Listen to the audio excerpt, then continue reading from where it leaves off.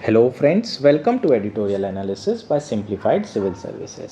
आज सितंबर 1 को हम लोग दो आर्टिकल डिस्कस करेंगे। द हिंदू से आर्टिकल लिए गए हैं। फर्स्ट आर्टिकल हमारे union minister Hardeep S Puri के द्वारा लिखा गया है, जो कि पेट्रोलियम मिनिस्ट्री के यूनियन कैबिनेट मिनिस्टर हैं, और इनके द्वारा आर्टिकल इकोनॉमिक ग्रोथ से रिलेटेड है। जो रीसेंट नंबर आए हैं उस पर चर्चा की गई है और एक मेंस का क्वेश्चन तैयार करेंगे। आर्टिकल है India's economic churn the nectar of growth. इस पर डिटेल में बात करेंगे। नेक्स्ट आर्टिकल जो डिस्कस करेंगे वो है रिन्यूड फोकस। इसमें हम इंडिया जापान रिलेशन पर बात करेंगे। न्यूज़ में क्यों है? क्योंकि अभी हमारे प्राइम मिनिस्टर वहाँ पर विजिट करने गए थे, 2 दिन की विजिट थी, और उसके बाद इंडिया का नेक्स्ट स्टॉप जो है SCO समिट है, जो कि चाइना में इस बार कंडक्ट हो रहा है। सो उस पर भी चर्चा करेंगे आने वाले समय में। फिलहाल इंडो जापान रिलेशनशिप पर बात करेंगे। अगर आपको हमारा एनालिसिस पसंद आ रहा है तो प्लीज़ आप लोग लाइक करें, कमेंट करें, शेयर करें एंड सब्सक्राइब करें। आइए शुरू करते हैं हमारा एनालिसिस। हमारा फर्स्ट आर्टिकल है India's economic churn the nectar of growth. Article the Hindu में आया है। GS3 इकोनॉमिक्स मेंस के पर्सपेक्टिव से काफ़ी इंपॉर्टेंट आर्टिकल है। प्रीलिम्स के पर्सपेक्टिव से जो डेटा होगा वो आपके लिए इंपॉर्टेंट होगा। आर्टिकल हरदीप एस पुरी जी ने लिखा है, जो कि यूनियन मिनिस्टर हैं petroleum and natural gas ministry के अंदर। ठीक, सो ये कैबिनेट मिनिस्टर हैं, इनके द्वारा ये आर्टिकल लिखा गया है। कुछ इंपॉर्टेंट फैक्ट्स हैं, उसको आपको ध्यान रखना होगा, और अभी जो ग्लोबल इकोनॉमिक सिनेरियो चल रहा है उसके बारे में इसमें डिटेल में चर्चा की गई है, और उसमें इंडिया की इकोनॉमी कैसे परफॉर्म कर रही है, कितनी रेजिलिएंट है, उस पर चर्चा की गई है। एक मेंस का क्वेश्चन तैयार कर लेते हैं। कैसा क्वेश्चन आपको पूछा जा सकता है? India recent economic growth is not just a cyclical recovery but a structural transformation.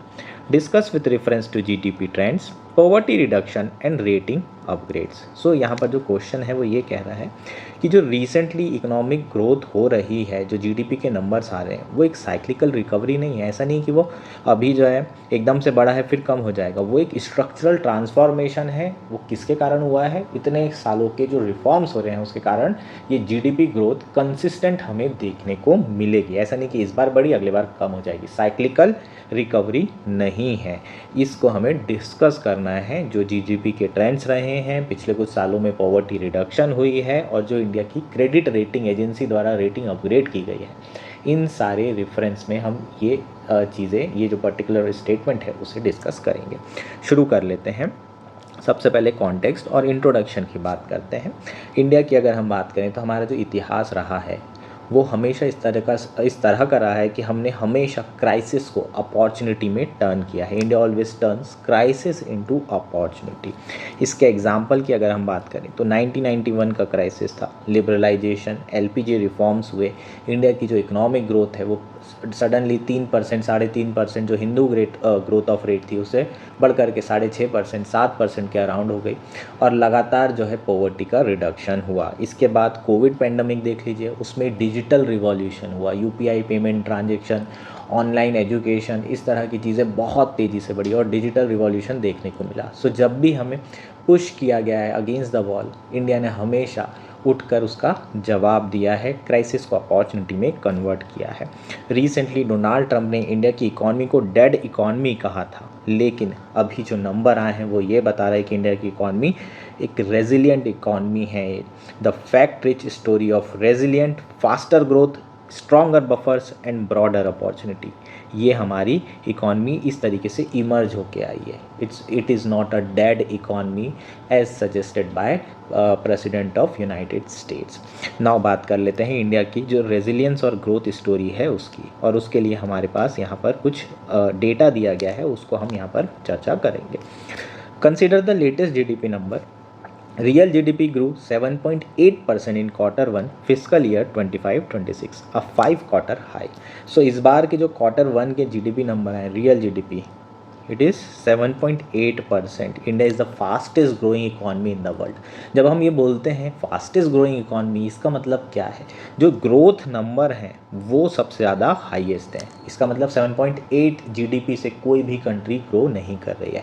Of course उस कंट्री का जो बेस होगा वो अलग है, लेकिन हम जब GDP की बात करते हैं तो हम general GDP across the nation चर्चा कर रहे हैं। चाइना की जीडीपी 5.5% से आसपास ग्रो कर रही है, यूएस की जीडीपी 2% 2.5% से ग्रो कर रही है। So, ऐसी दुनिया में एक भी कंट्री नहीं है डेवलपिंग, लीस्ट डेवलपिंग और डेवलप्ड कंट्री जो कि इतनी तेज़ी से ग्रो कर रही हो। सो ग्रॉस वैल्यू एडेड की अगर हम बात करें, है ना, तो ये जो ग्रोथ है इसके इफेक्ट हमें अक्रॉस सेक्टर्स देखने को मिलता है। ग्रॉस वैल्यू एडेड से हम अक्रॉस सेक्टर एस्टिमेट कर सकते हैं। जो मैन्युफैक्चरिंग है वो 7.6% से ग्रो हो रही है, कंस्ट्रक्शन 7.7% से ग्रो हो रहा है और सर्विसेज ऑलमोस्ट 9.3% से ग्रो हो रही है। नॉमिनल जीडीपी की बात करें तो 8.8% से ग्रो हो रही है। नॉमिनल जीडीपी से जब हम इन्फ्लेशन को एडजस्ट करते हैं तब हमें रियल जीडीपी मिलती है।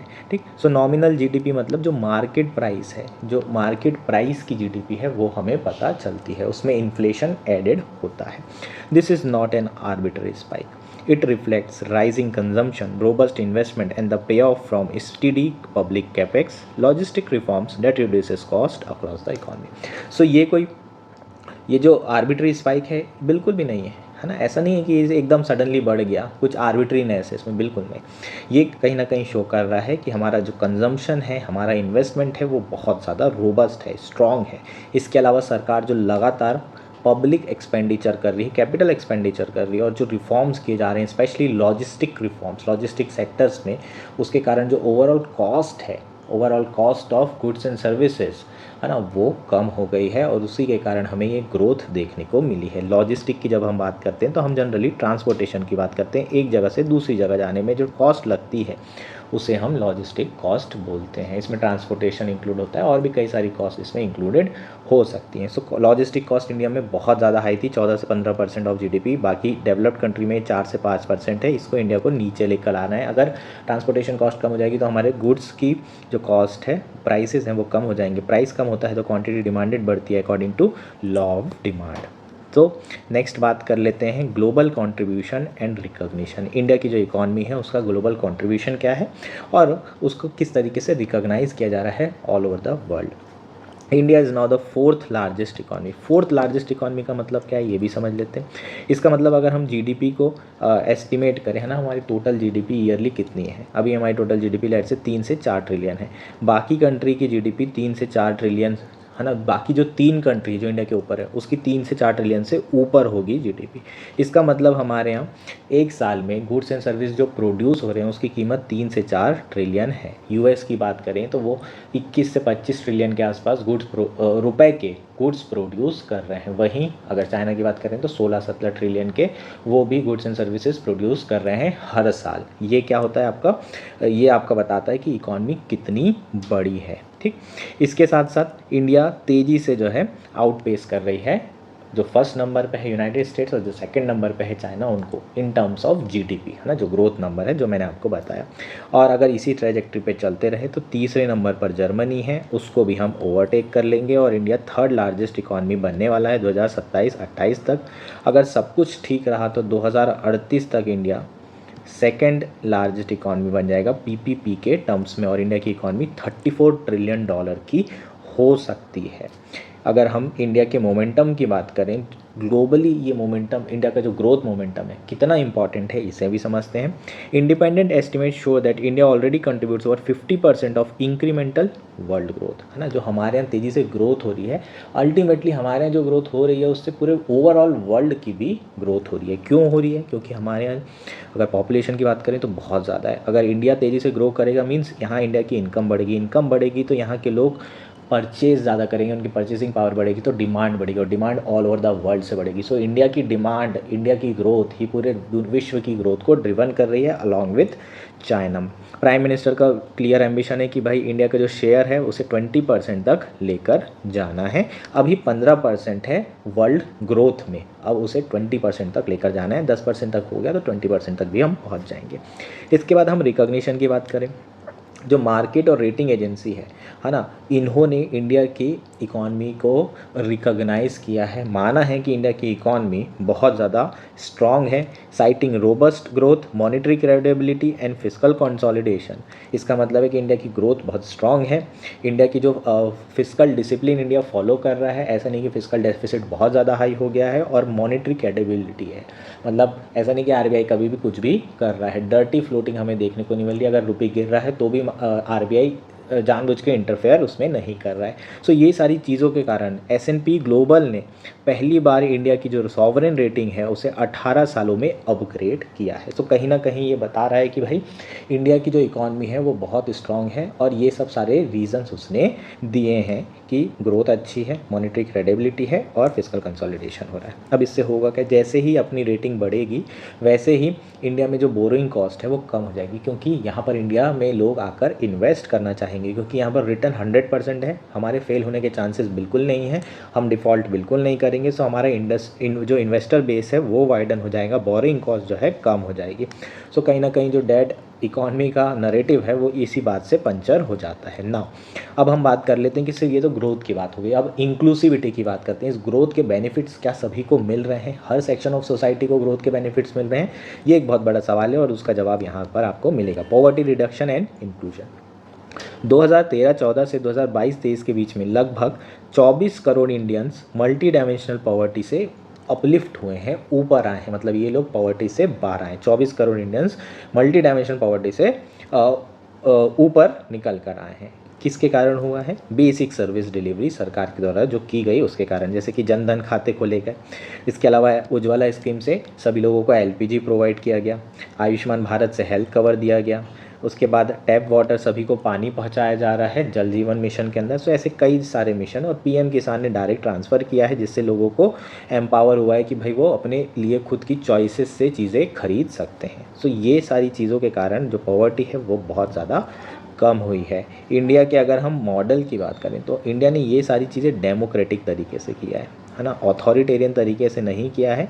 ऑथोरिटेरियन तरीके में हो सकता है कि चीज़ें फास्ट हो, लेकिन वो बहुत समय तक नहीं रहती, और इंडिया जो है वो एक मैराथनर इकॉनमी बना रहा है। इंडिया के डिसीजन स्लोली होते हैं, इम्प्लीमेंट थोड़ा फास्ट होता है, लेकिन जब बिल्ड होता है तो वो लंबे समय तक होता है। सो इंडिया की जो वैल्यू है वो कॉन्सेंसस बिल्डिंग है, कॉम्पिटिटिव फेडरलिज्म है, और लास्ट मिल डिलीवरी है थ्रू डिजिटल रेल्स। इस वैल्यू को इंडिया फॉलो कर रहा है। सो हमें ऑथोरिटेरियन कंट्री के साथ कंपेयर बिल्कुल भी नहीं करना चाहिए। नाउ नेक्स्ट इंपॉर्टेंट पॉइंट है, चूँकि पेट्रोलियम मिनिस्टर है, इन्होंने एनर्जी सिक्योरिटी पर बहुत ज़्यादा फोकस किया है। किस तरीके से इंडिया ने एनर्जी सिक्योरिटी इंश्योर किया, वो भी इस एनवायरनमेंट में जब पूरे दुनिया में क्योस चल रहा है, अलग अलग कन्फ्लिक्ट चल रहे हैं। India today stand as a third largest energy consumer, fourth largest refiner and fourth largest liquefied natural gas importer in the world. ठीक है, ये डेटा आपके लिए इंपॉर्टेंट है। Third largest consumer of oil हैं हम लोग, फोर्थ लार्जेस्ट रिफाइनर है, ऑयल हमारे यहाँ आता है और उसके बाद हम सारे ऑयल को रिफाइन करके दोबारा बेच देते हैं। सो हमारा एक्सपोर्ट बहुत ज़्यादा है ऑयल प्रोडक्ट्स में। इसके अलावा जो हमारी नेचुरल गैस है उसमें भी हम लोग है ना, लिक्विफाइड LNG, वो भी हम सबसे ज़्यादा इंपोर्ट करते हैं। फोर्थ लार्जेस्ट इंपोर्टर हम लोग हैं। सो इंडिया ज़्यादातर जो पेट्रोलियम प्रोडक्ट्स है उसे एक्सपोर्ट कर देता है, क्रूड लेकिन ज़्यादातर इंडिया कंज्यूम कर रहा है 80%। ठीक, तो जो सरकार की अप्रोच रही है उन्होंने सिक्योरिटी और रिफॉर्म दोनों को कंबाइन किया है। Exploration acreage has expanded from 8% of sedimentary basin in 2021 to over 16% in 2025। तो सरकार ने क्या किया, सबसे पहले तो कोशिश की कि बाहर से हम लोग इंपोर्ट कर रहे हैं, कंजम्पशन हमारा तो रहेगा ही उतना, लेकिन इंपोर्ट हमारा 80-85% है, वो डिपेंडेंसी कम की जाए और इंडिया में ही प्रोडक्शन बढ़ाया जाए। सो ऑयल का प्रोडक्शन बढ़ाने की कोशिश कर रहे हैं, जिसमें हमारा सेडिमेंट्री जो बेसिन है वो पहले 8% के अराउंड एरिया की थी, अब वो 16% एरिया हो गई है। इसके अलावा जो ड्रास्टिक रिडक्शन हमें नो गो एरिया में देखने को मिल रहा है। जो पहले नो गो एरियाज़ थे वहाँ पर भी अब एक्सप्लोरेशन शुरू हो चुका है। 99% रिडक्शन नो गो एरिया में हमें देखने को मिल रहा है, और जो हमारा पोटेंशियल है उसे ये अनलॉक कर रहा है। इसके अलावा open acreage licensing policy ensure transparent and competitive bidding. Open acreage licensing policy क्या है, 2016 में ये पॉलिसी लाई गई थी। इस पॉलिसी के अंदर 3-4 चीज़ें की गई थी। पहली जो चीज़ की गई थी वो ये थी कि अब किसी को परमिशन लेने की ज़रूरत नहीं है एक्सप्लोरेशन करने के लिए। कोई भी कंपनी चाहे, उन्हें लगता है कि यहाँ पर ऑयल पोटेंशियल है, वो एक्सप्लोर कर सकती है। द मोमेंट अगर वहाँ पर ऑयल निकलता है उसके बाद उनको फर्स्ट प्रेफरेंस दिया जाएगा वहाँ पर एक्सप्लोरेशन करने के लिए, है ना। और फर्स्ट प्रेफरेंस, उसके साथ साथ कुछ टेंडर भी निकाले जाएंगे और प्राइस वगैरह डिसाइड होंगे। रेवेन्यू शेयरिंग मॉडल होगा। रेवेन्यू शेयरिंग मॉडल मतलब जितना भी रेवेन्यू आएगा, पहले प्रॉफिट शेयरिंग मॉडल हुआ करता था, अब रेवेन्यू जितना आएगा उसका कुछ परसेंट सरकार को देना पड़ेगा अगर वहाँ पर तेल निकलता है तो। सो ये ओपन एक्रिनेज लाइसेंसिंग पॉलिसी है। इसमें फर्स्ट प्रेफरेंस दिया जाएगा, लेकिन ऑप्शन भी साथ में होंगे, है ना। अगर मान लो बाकी लोगों की प्राइस बहुत कम रहे उसको एक्सप्लोर करने में और सरकार को उन्होंने ज़्यादा फ़ायदे दिए तो उन्हें भी क्या किया जा सकता है, एक्सप्लोर कर मतलब वहाँ से ऑयल एक्सट्रैक्ट करने का टेंडर दिया जा सकता है। इसे स्विस चैलेंज भी बोला जाता है। इसके अलावा इंडिया ने न्यू गैस प्राइसिंग रिफॉर्म्स किए हैं, जिसमें जो प्राइसेस हैं वो इंडिया क्रूड बास्केट से लिंक कर दिए गए हैं। इसके पहले क्या होता था कि इंडिया की जो गैस प्राइसिंग है वो ग्लोबली बेंचमार्क से लिंक थे। सो ग्लोबली जो होता था वो बहुत ज़्यादा इंडिया के प्राइसेस को अफेक्ट करता था। अब इंडिया जो भी एलएनजी इंपोर्ट कर रहा है उसका जो एवरेज प्राइस होगा उसी के हिसाब से इंडिया की जो प्राइसिंग है एलएनजी की वो तय होगी। इसके अलावा 20% प्रीमियम ऑफर किया जा रहा है for deep water and new wells, so that की इन्वेस्टमेंट स्पड हो सके। मतलब अगर मान लीजिए डीप वाटर एक्सप्लोरेशन करना है बहुत गहराई में जाके, तो बहुत रिस्की होता है, कई बार तेल निकल भी सकता है, नहीं भी निकल सकता। सो डीप वाटर अगर आप करते हैं और वहाँ आपको तेल मिलता है तो आप जो नॉर्मल रेट चल रहा है उससे 20% एक्स्ट्रा रेट चार्ज कर सकते हैं।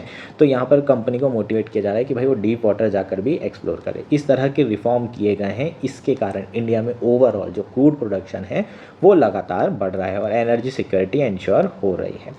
It's not only about energy security, it's more about transition, है ना। एनर्जी का ट्रांजिशन भी हमें देखने को मिल रहा है। इथेनॉल ब्लेंडिंग लगातार तेज़ी से बढ़ रही है। 1.5% इथेनॉल ब्लेंडिंग थी 2014 में, अभी 2024 में लगभग 20% के आसपास पहुंच गई है, जिससे India 1.25 lakh crore foreign exchange बचा पा रहा है और लगभग 1 लाख करोड़ फार्मर्स को डायरेक्टली पे भी कर रहा है। सो जॉब्स भी बन रही है, पैसा भी बच रहा है, बाहर से पैसा भी नहीं देना पड़ रहा है। और इस इथेनॉल ब्लेंडिंग वाला जो भी तेल होगा उसमें कैलोरीफिक वैल्यू तो ज़रूर कम होती है, लेकिन ओवरऑल जो ग्रीन हाउस गैस एमिशन है वो भी कम हो रहा है। माइलेज भी ज़्यादा फ़र्क नहीं पड़ेगा, 2 से 4% का माइलेज हो सकता है कि कम हो जाए। ओवरऑल ज़्यादा चेंज इसमें आना नहीं है। इसके अलावा 300 कंप्रेस्ड बायोगैस प्लांट्स भी रोल आउट किए गए हैं, है ना, जिसके थ्रू हम बायोफ्यूल या बायोगैस डेवलप कर रहे हैं। सो अल्टरनेटिव पर भी इक्वली फोकस किया जा रहा है। ग्रीन हाइड्रोजन पे भी लगातार फोकस किया जा रहा है ना। जो रशिया क्रूड ऑयल वाला इशू है उसको समझ लेते हैं। रशिया क्रूड ऑयल वाला जो इशू है उसे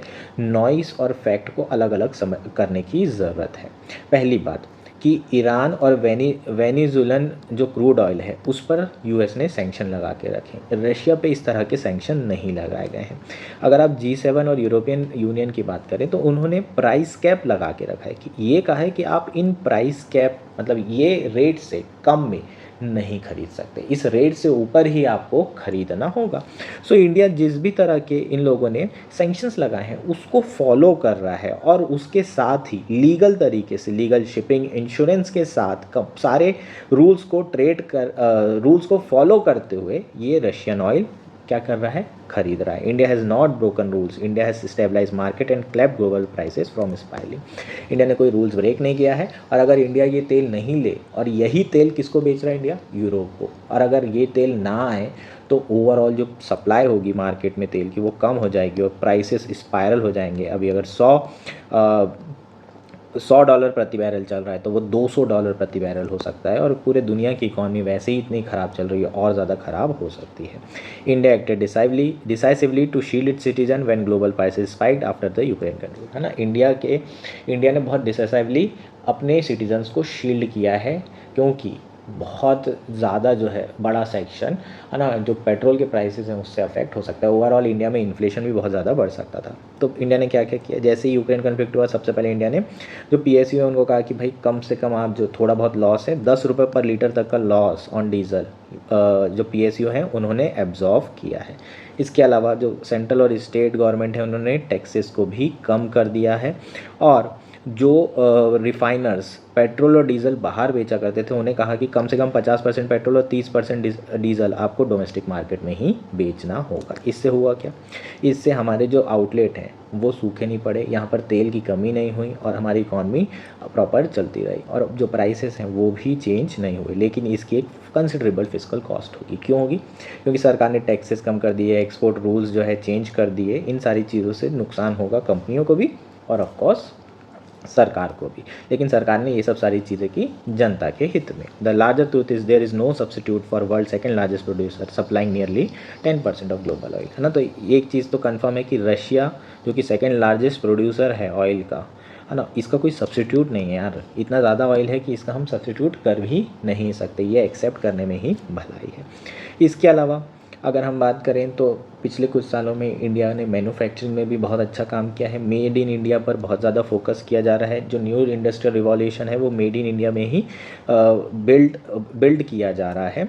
this span semiconductor, electronics, renewable, defence and speciality chemicals powered by production link incentive and प्रधानमंत्री गति शक्ति लॉजिस्टिक बैकबोन। ठीक, सो लगातार प्रोडक्शन लिंक इंसेंटिव स्कीम्स के द्वारा जो कि अलग अलग सेक्टर में है, सेमीकंडक्टर, इलेक्ट्रॉनिक्स, रिन्यूएबल, डिफेंस, इन स्कीम से हम मैन्युफैक्चरिंग में भी बहुत तेज़ी से आगे बढ़ रहे हैं। सेमीकंडक्टर की बात करें तो उसमें तो हम न्यू लेवल पर जा रहे हैं, जो कि अभी रीसेंट इवेंट से हमें देखने को मिल सकता है। रिसेंटली सरकार ने 4 एडिशनल सेमीकंडक्टर मैन्युफैक्चरिंग प्रोडक्ट को क्या किया है, अप्रूव किया है इंडिया सेमीकंडक्टर मिशन के अंदर। अभी हमारे प्राइम मिनिस्टर जापान गए थे, वहाँ पर भी उन्होंने सेमीकंडक्टर से रिलेटेड जो इंडस्ट्री है उससे रिलेटेड काफ़ी चर्चा की है और बात की गई है कि किस तरीके से जो जापान का इन्वेस्टमेंट है सेमीकंडक्टर इंडस्ट्री में इंडिया में वो बढ़ाया जा सके और एक टेक सप्लाई चेन डेवलप की जा सके।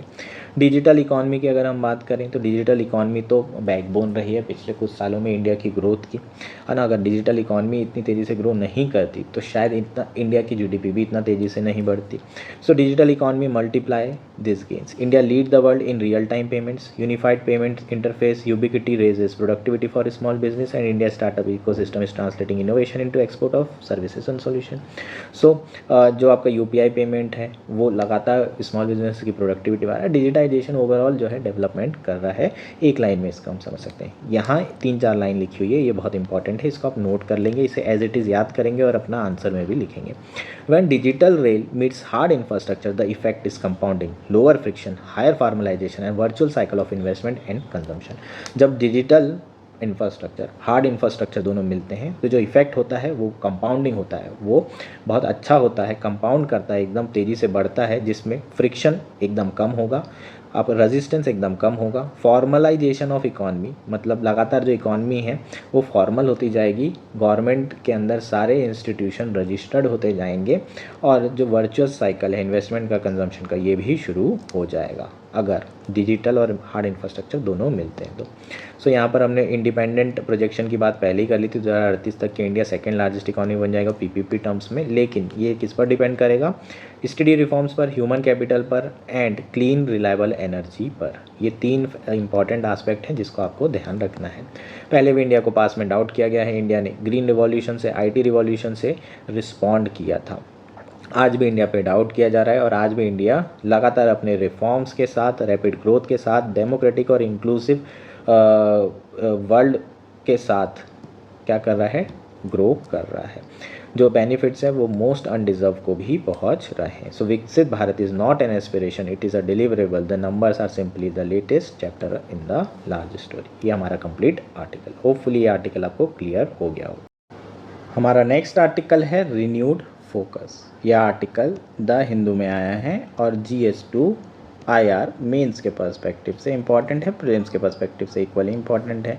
इस आर्टिकल में हम इंडो जापान रिलेशनशिप के बारे में बात करेंगे। क्यों बात की जा रही है, क्योंकि रिसेंटली हमारे प्राइम मिनिस्टर ने विज़िट किया है जापान को।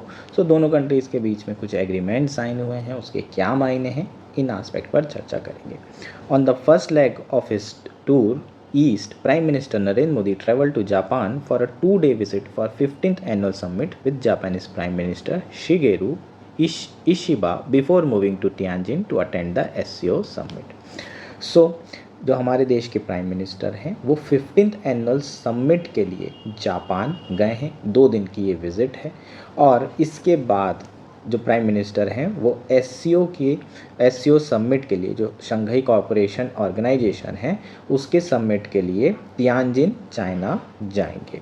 The last summit in India was in 2022। The two side issued at least a dozen documents aimed primarily at updating their agreements and giving them a next generation focus.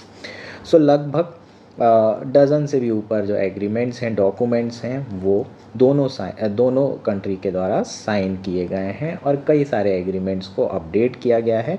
और जो next generation focus होना चाहिए वो किन चीज़ों पर होना चाहिए उस पर भी बातचीत की गई है। Japanese business have raised their investment target in India to $68 billion and signed about 170 MOUs with India partner। माओ मतलब क्या होता है? मेमोरेंडम ऑफ अंडरस्टैंडिंग, एक तरीके से है ना, एक एग्रीमेंट होता है जिसमें अंडरस्टैंडिंग होती है कि हम इतना इन्वेस्ट करेंगे, यहाँ पर करेंगे एंड ऑल, ये सब सारी चीज़ें। सो जापान का जो इन्वेस्टमेंट है वो $68 बिलियन तक रीच करने की बात इस पर्टिकुलर मीटिंग में की गई है कि जापान इतना इंडिया में इन्वेस्ट करेगा। Apart from joint statement there was a 2035 vision statement. So joint statement तो इशू होता ही है जब भी सबमिट होता है, जब भी कोई भी सबमिट होते हैं या कोई भी बायलैटरल मीट होती है। इसके साथ साथ एक विजन स्टेटमेंट भी रिलीज़ किया गया है। विजन स्टेटमेंट 2035 तक इंडिया क्या क्या अचीव करेगा जापान के साथ मिल करके, इस पर भी बात की गई है। और 8 एरियाज़ ऑफ कॉपरेशन पर चर्चा की गई है इस विजन स्टेटमेंट में, जैसे कि economic security, mobility and green technology transition. इस तरह के 8 अलग अलग विषय थे। अ next generation state prefecture partnership highlighted the grassroot level ties and a boosting of direct flight connectivity.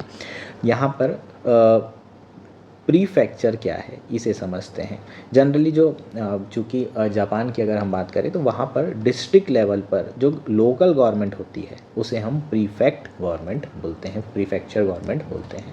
सो वहाँ पर जो लीड करता है आदमी जो वो होता है प्रीफेक्ट, है ना, जो चुना जाता है वो कौन होता है? प्रीफेक्ट। सो डिस्ट्रिक्ट लेवल या लोकल गवर्नमेंट के साथ भी सरकार डायरेक्टली बात कर रही है। कहीं ना कहीं ये जो ग्रास रूट लेवल के टाइज हैं इसे हाईलाइट कर रहा है और डायरेक्टली फ्लाइट कनेक्टिविटी को भी इससे बूस्ट मिल सकता है। India and Japan updated their 2008 security partnership to include an annual NSA level dialogue, more engagement over the Quad, Indo Pacific cooperation and UN security council reform. 2008 में India ने security partnership जो है sign की थी, इसे upgrade किया गया है। अब NSA लेवल का जो डायलॉग है वो हर साल होगा एनुअली। इसके साथ साथ क्वाड में एंगेजमेंट को बढ़ाया जाएगा, इंडो पैसिफिक कॉपरेशन में एंगेजमेंट को बढ़ाया जाएगा और United nation security council reform पर भी दोनों कंट्री एंगेजमेंट को तेज़ी से बढ़ाएगी। Of interest is their economic security partnership goal to build a resilient supply chain and secure critical infrastructure using Japanese technology to help manufacture and process semiconductor technology in India, as India company face Chinese restriction on export of rare earth magnets। So जो important aspect है इस visit का वो है economic security partnership. दोनों countries कोशिश करेगी कि भाई इंडिया की इकॉनमी और जापान की इकॉनमी क्या हो सके, सिक्योर हो सके और लगातार तेज़ी से ग्रो हो सके। और इसी के बैकड्रॉप में सेमीकंडक्टर टेक्नोलॉजी और सेमीकंडक्टर टेक्नोलॉजी का जो डेवलपमेंट है इंडिया में उस पर चर्चा की गई। ये बात की गई कि जापान सेमीकंडक्टर इंडस्ट्री को डेवलप करने में इंडिया की मदद करे, क्योंकि चाइना जो है इंडिया को रेयर अर्थ एलिमेंट्स नहीं प्रोवाइड कर रहा है, जिससे सेमीकंडक्टर इंडस्ट्री को बढ़ावा मिल सकता है। इसके साथ साथ अगर आप देखें तो प्राइम मिनिस्टर मोदी और वहाँ के जो प्राइम मिनिस्टर हैं दोनों की एक फ़ोटो ज़रूर आई है जो बुलेट ट्रेन में ट्रैवल करते हुए फ़ोटो है। सो इंडिया का जो बुलेट ट्रेन का प्रोजेक्ट है जो हमारे प्राइम मिनिस्टर का विजन रहा है उस पर दोबारा से चर्चा शुरू हो गई है और कोशिश की जा रही है कि तेज़ी से इस प्रोजेक्ट को भी आगे बढ़ाया जा सके। जो जॉइंट स्टेटमेंट था उसमें नॉर्थ कोरिया की जो मिसाइल टेस्ट है उसे कंडेम किया गया है स्ट्रॉन्ग लैंग्वेज में, न्यूक्लियर प्रोग्राम को कंडेम किया गया है और जो पहलगाम में अटैक हुआ है क्रॉस बॉर्डर टेररिज्म है उसको भी कंडेम किया है। हालांकि इसमें पाकिस्तान का नाम नहीं लिया गया है। सो अगर आप ये देखें जो पर्टिकुलरली मीटिंग हुई है इसके बायलैटरल बेनिफिट्स तो हैं ही, बायलैटरल माने, लेकिन ये मीटिंग के जियोपॉलिटिकल कॉन्टेक्स्ट में देखने की भी आवश्यकता है। डोनाल्ड ट्रंप ने अभी क्या किया है, इंडिया पे टैरिफ लगाया है। टैरिफ लगाने के बाद यही टैरिफ जापान पर भी लगाए गए हैं, इतने ज़्यादा नहीं लेकिन लगाए ज़रूर गए हैं। इसके साथ साथ जो साउथ चाइना सी का क्राइसिस है वो चल रहा है, चाइना और जापान के बीच में जो क्राइसिस है वो चल रहा है। इन सारी चीज़ों के बैकड्रॉप में चाइना में विज़िट करने के पहले प्राइम मिनिस्टर जापान गए तो कहीं ना कहीं बैलेंस करने की कोशिश भी की जा रही है। एक ही जो है तीर से कई निशाने हैं यहाँ पर। एक तरीके से US को भी टारगेट कर दिया गया, चाइना को भी टारगेट कर दिया गया। तो एक मैसेज बहुत क्लियर है कि जो जियोपॉलिटिकल टर्मोइल चल रहा है, जियोपॉलिटिकल टर्मोइल मतलब टर्बुलेंस, जो पूरे वर्ल्ड में जो उठापटक चल रही है ग्लोबल पावर के कारण इंडिया और जापान का रिलेशन स्टेबल रहने वाला है और लगातार बढ़ने वाला है। ये एक मैसेज देने की कोशिश की गई। होपफुली ये आर्टिकल आपको पूरी तरीके से क्लियर हो गया होगा। That's it for today. Thank you and enjoy your day.